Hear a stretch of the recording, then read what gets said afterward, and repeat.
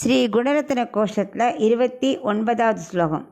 தவ ஸ்பர்ஷாதீஷம் ஸ்பிருஷதி கமலே மங்களபதம் தவேதம் ந உபாதே உபனிபதிதம் ஸ்ரீ அசியதஹ பிரசூனம் புஷ்யந்தீமபி பரிமளர்த்தீம் ஜிகதிஷு நச்சைவம் த்வாத் ஏவம் ஸ்வதத இதி கஷ்சித் கவயதே. இப்போ இதுக்குள்ள அர்த்தத்தை பார்க்கலாம்.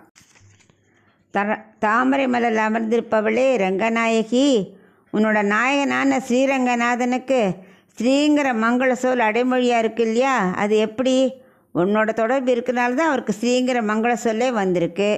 ஆனால் அப்படி இருக்கிறதுக்கு எந்த காரணமும் இல்லை உனக்கு. ஏன்னா நீயே மங்களகரமானவ தான்.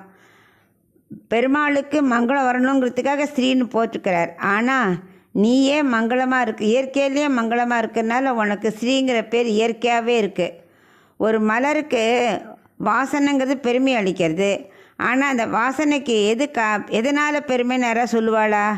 அது இயற்கையிலே இருக்கக்கூடியது. நறுமணங்கிறது இயற்கையிலே இருக்கக்கூடியது. அது மாதிரி உனக்கு ஸ்ரீங்கிறது இயற்கை, பகவானுக்கு அது பெருமை சேர்க்கறது அப்படின்னு இந்த ஸ்லோகத்தில் சொல்கிறார்.